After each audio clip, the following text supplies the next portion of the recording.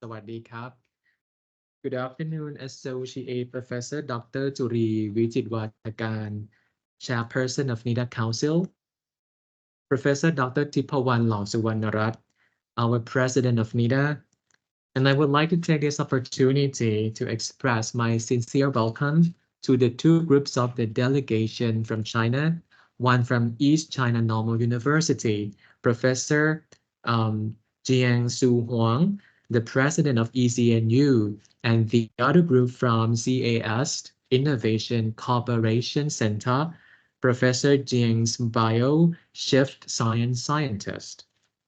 My name is Assistant Professor Dr. Patharavut Jalernru. I am now the Assistant to the President for International Affairs. Today, I would like to take this brief moment to express what we are doing in terms of the international collaboration with ECNU, which is, the first international debate. Back in January, the president and I visited Shanghai, and that was my first time as her assistant for international affairs. I met Professor Song from ECNU, and we had a wonderful conversation. He talked about, multiple activities that we could work together, we could achieve together to foster our international relationship. One of the possible activities that we could do right after, coming back to Thailand was about debate.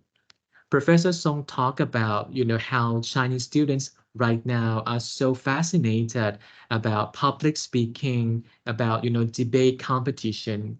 They seek a lot of opportunity to go overseas and do, debates competition.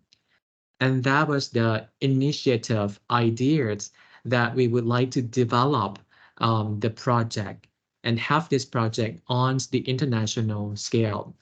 So when we came back to Thailand, we thought about it seriously, like what kind of topic that we could initiate the project.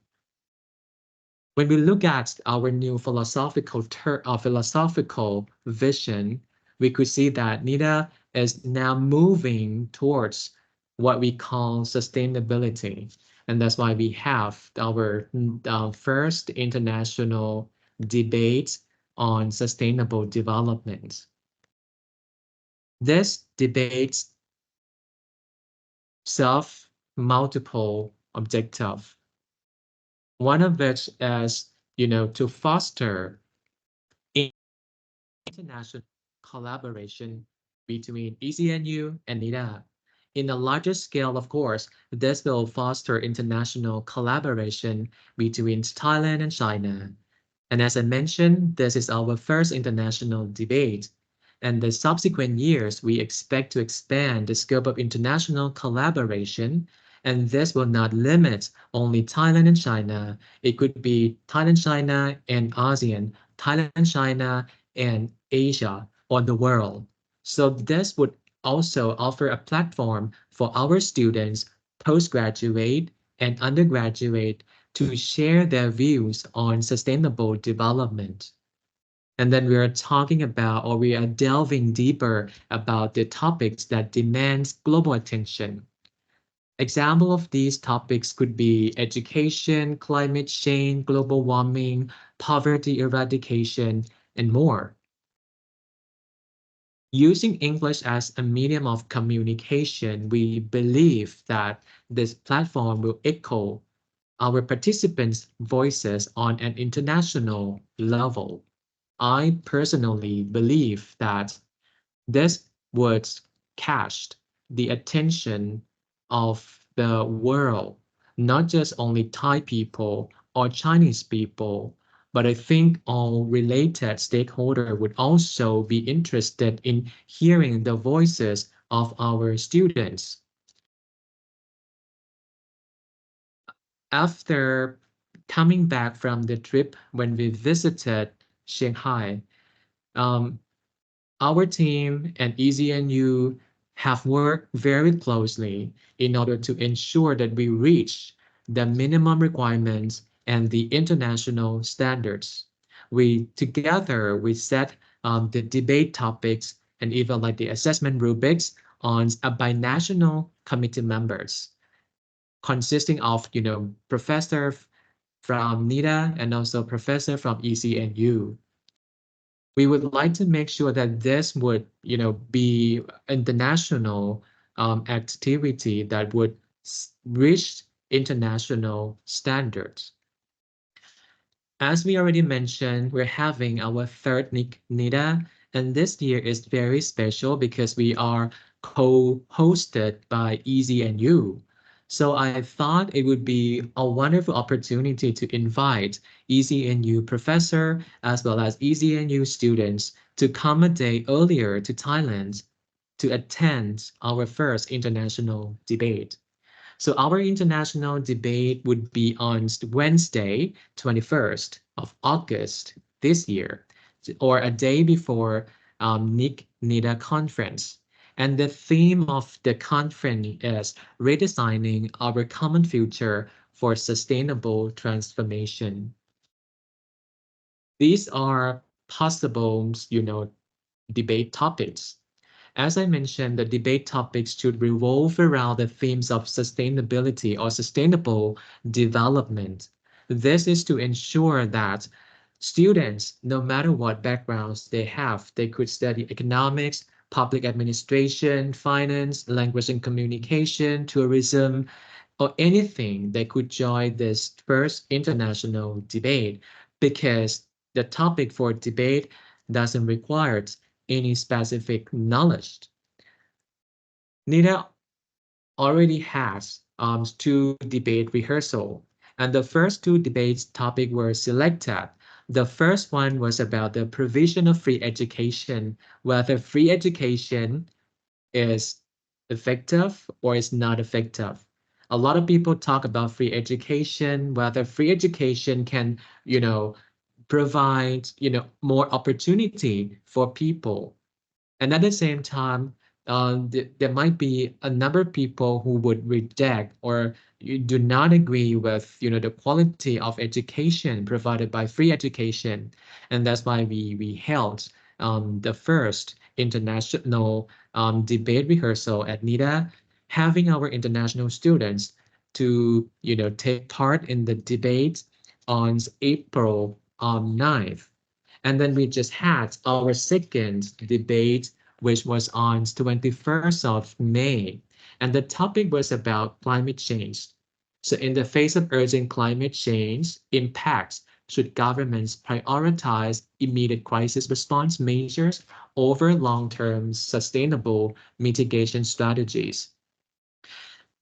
Having a close examination on the first two topics for the debate, this could guarantee that students from different, research interests, academic backgrounds, educational levels could join this debate, express their voice, and make an impact to the society.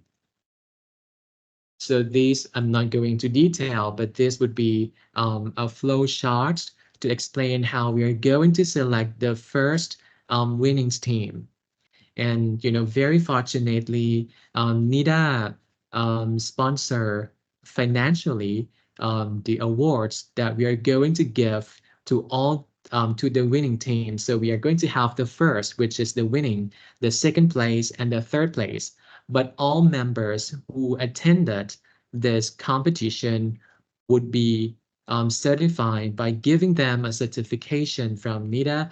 That would be the certification of attendance. So here are the pictures taken from the first two debates rehearsals at NIDA, which was on April 9th and May 21st. So we really, really want to see that this platform will be a platform for our young generation to voice their idea, and their idea will be heard louder and will reach a wider groups of audience. So I think this would be very successful under the cooperation between NIDA and ECNU. And I would really Look forward to having and welcoming all of the delegation from ECNU to join us on Wednesday, 21st of August. Last but not least, I would love to share um, a clip of our rehearsal on the, I think this was on April 9th, so that you would be able to see what we did for the first rehearsal. So please watch it.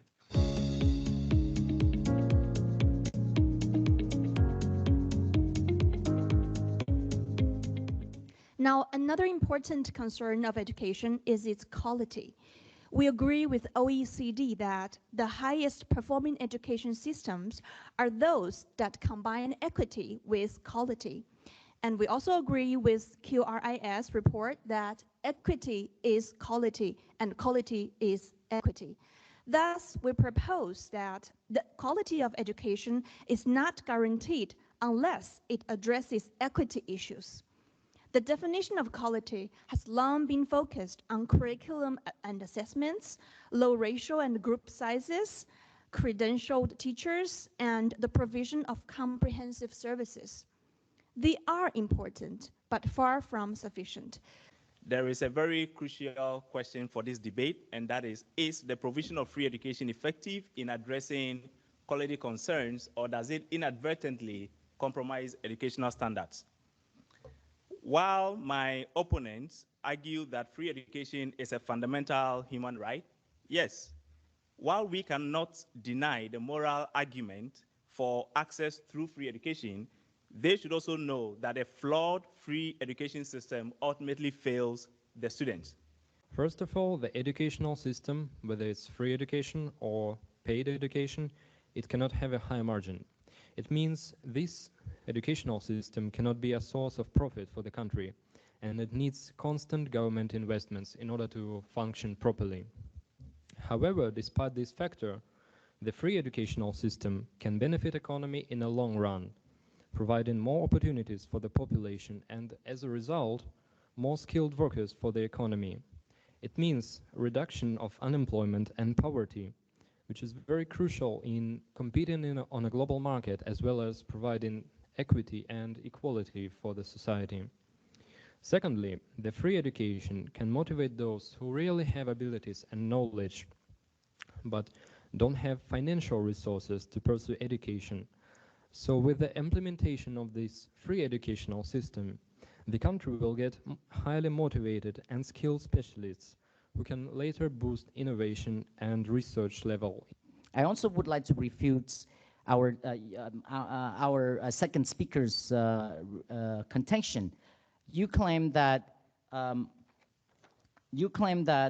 free free education is good, beneficial in the long run, and would produce more skilled workers. It helped the economy. While highly skilled workforce is essential for our global competitiveness, making education free, entirely free, may not be the most effective way to achieve this goal. Countries with free education systems, such as Finland, renowned for its free education approach, consisting ranks among the top international education assessment. We actually acknowledge the feat of the consistency of ranking education assessment. This is not as a result of the free education, by the way, but it's a combination of factors, such as rigorous and selective teachers training, which attracts top graduates. And do you also know that personal tax income in Finland in 2024 is 51.4%? 51.4%. So Finland maintains relative low student-teachers ratios, by the way, compared to many other countries. The source coming from UNESCO, World Bank in 2017. So instead of focusing solely on making education free, investing in improving equality of education, that leads me to my speech. So we all know that education is important, but not everyone has the same chance to get a good education. Why? Because of money, tuition fees, textbooks, and other additional education fees. course makes it hard for many people to go to school. But when education is free, it means everyone can go to school without worrying about money. So this helps a lot of people, especially those who are in need, especially those who don't have much money. Very simply, free education means more people can go to school. No more worrying about whether you can afford it or not. This means more students, which means more diversity and different perspectives in the classroom. Additionally, free education enables students more focus on learning. When you don't have to worry about how to pay for your school, you can concentrate on your academic studies, assignments, and other extracurricular activities. So this is what our student put an effort to prepare themselves to have the first international debate with Chinese students. So I hope that with their dedication and effort that they put in this rehearsal and their preparation, I'm confident that this first international debate would have an impact to the society, not only for Thailand or China, but also the world. So I would like to take this opportunity to welcome ECNU president, ECNU professor, as well as students and related stakeholders to come and visit and join our first international debate on Wednesday, 21st August. I hope to welcome all of you there. Thank you very much. สวัสดีครับ